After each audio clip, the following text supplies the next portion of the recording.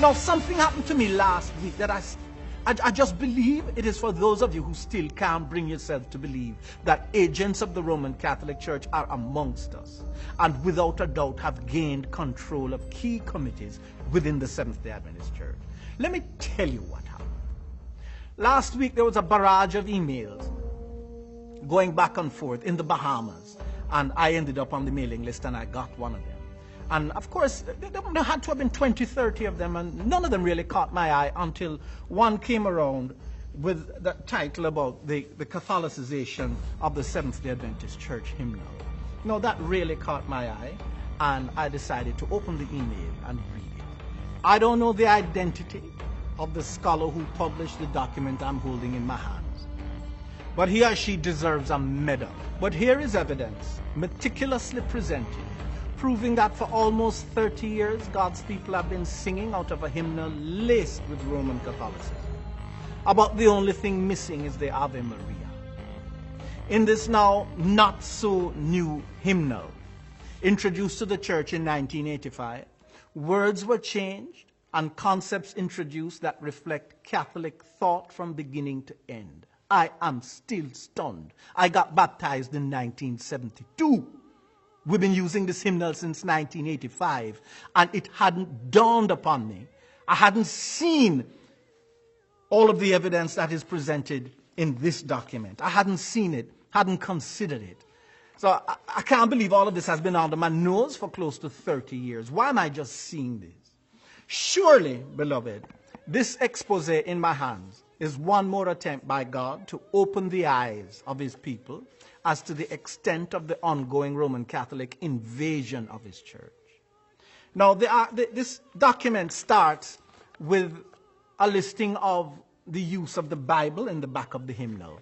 And it points out that in the old church hymnal, the King James Version was the only version of the Bible used. In this new hymnal, it points out that there are 225 passages of Scripture in this new, and I still call it new hymnal, consisting of 135 response readings, 14 canticles and prayers, 36 calls to worship, 13 words of assurance, 14 offertory sentences, and 13 benedictions. In these, the King James Version, which was the Bible used in the old Adventist church hymnal, is now used less than 7% of the time, while the Jerusalem Bible, a Catholic Bible, which was never used in the old hymnal, is used more than twice as much. After showing us the change in Bible versions from the old hymnal to the new, the author goes on to give example after example of corrupted hymns. Let me read from this document and give you 4 examples.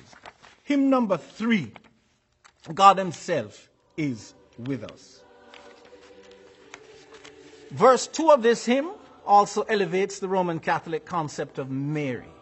Come, abide within me. Let my soul, like Mary, be thine earthly sanctuary. This again assumes Mary is still alive. Gerhard Tertzigen wrote the words of this hymn in German. A literal translation of the German words which he originally penned possesses no reference to Mary whatsoever. The original words were, Lord, come dwell in me. Let my heart and my spirit be another temple for thee. Why did the Seventh-day Adventist Church Hymnal Committee accept a Catholic change to an originally Protestant hymn? The second, hymn number 142, Angels We Have Heard on High. Everybody knows. In this hymn, verse 4 uplifts the Catholic notion that the dead are heavenly saints who can assist us.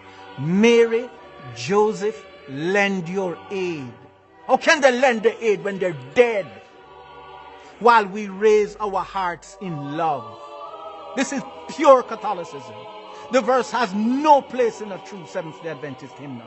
In fact, this song was never found in earlier Seventh-day Adventist hymnals. We shouldn't be invoking the aid of Mary. Third, hymn number 403, Let Us Break Bread Together. Now, I spotted that, and others did, but I didn't know there were others. In this hymn, abject sun worship is promoted.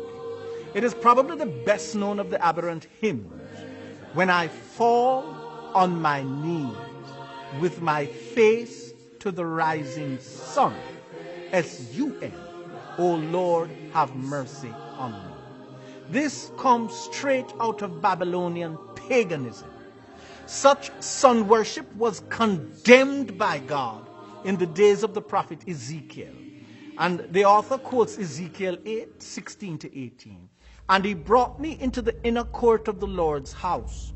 And behold, at the door of the temple of the Lord, between the porch and the altar, were about 25 men with their backs toward the temple of the Lord, and their faces toward the east. And they worshiped the S-U-N toward the east. Then he said unto me, have you seen this, O son of man? That's God talking. Is it a light thing to the house of Judah that they commit the abomination which they commit here? And the author goes on. The important point here is that whoever gained control of this committee, the Seventh-day Adventist Church Hymnal Committee, saw to it that a song exalting pagan sun worship, which is what the Catholic Sunday is all about, was included in our hymnal. Come, let me give you one more. I've saved this one for last, and there are many, many others. You can go online, or I'll put a link to this at our website, and you can read it for yourself. This one is a real classic, and it helps explain why we're using the shot on your screen as a backdrop. Hymn number 471, Grant Us Your Peace. All the verses of this hymn are virtually identical to the hymn sheet handed out in the Vatican Square when the Pope lectures the assembled crowd. The 4 verses are identical in 4 languages: Latin, English, French, and Spanish. The English states, Father, grant us your peace. O loving Father, grant us your peace.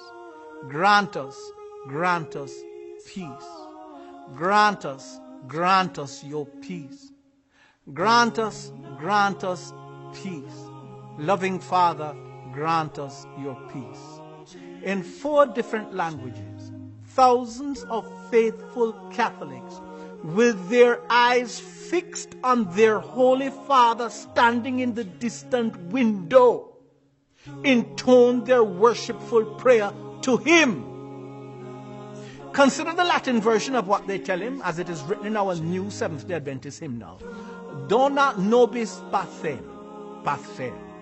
Dona nobis pacem. Dona nobis pacem. Dona, are you tired of it? Dona nobis pacem. Dona nobis pacem. Dona nobis pacem. This same Latin phrase is in a Catholic Mass. And by the way, didn't Jesus tell us not to use vain repetitions? Are you getting the picture this morning? It's not just David Moll getting bent out of shape about the wickedness of the Great Hope. It predates the Great Hope. The tampering with the Adventist Church Hymnal and the issuing of this new one was done in 1985.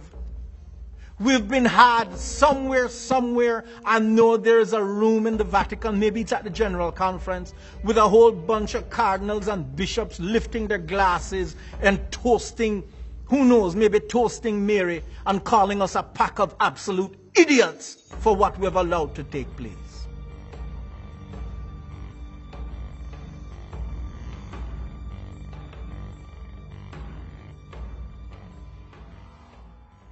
If you think being a watchman is easy, let me assure you it isn't.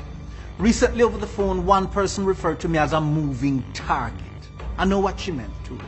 What she was saying is that the messages we preach are no lollipop messages. They can get you killed. What do you think those who gutted the great controversy are thinking right now? What do you think those who corrupted our church hymnal are thinking right now? They don't know how far our protest is going to go, and they know they've got to stop it before millions of eyes are opened and a wholesale revolution breaks out in God's church.